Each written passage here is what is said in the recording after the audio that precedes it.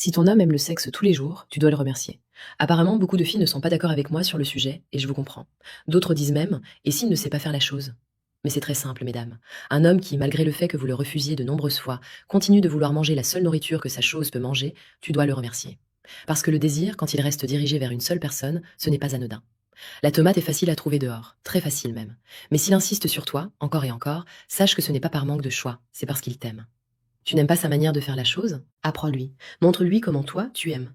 La communication, c'est aussi ça dans un couple. Refuser quelque chose que toi-même tu aimes, sous prétexte que tu n'aimes pas sa manière de faire, alors là, madame, je suis désolée, mais tu vas ailleurs chercher ce que tu refuses chez lui.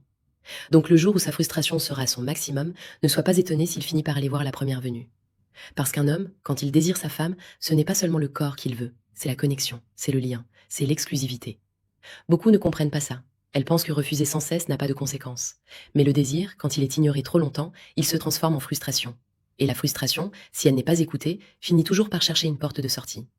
L'amour, ce n'est pas seulement les mots, c'est aussi répondre aux besoins de l'autre, sans calcul, sans mépris, sans humiliation. Elles ont utilisé le sexe dans leur couple comme une arme, comme un outil de manipulation, de pression psychologique. Si son homme fait ce qu'elle veut, elle récompense avec le sexe. Quand ils sont en désaccord, elle met le pantalon et c'est la ceinture. Les coachs féministes leur apprennent à tenir un homme par le désir. Vous les gars, votre force sera de montrer que vous n'êtes pas esclave de ce désir. Ne vous laissez pas contrôler par ça. Restez lucide les gars. Quand elles voudront se ranger, elles comprendront que l'âme a changé de cap et que quelqu'un a déjà pris sa place. Et c'est encore toi qu'elle viendra traiter d'infidèle, de bordel. La vie finira par les enseigner beaucoup mieux que ce que leur enseigne un coach féministe sur TikTok. Les émotions, c'est pour les faire. Ici, on parle cru. Abonne-toi si tu as le cœur de supporter la vérité.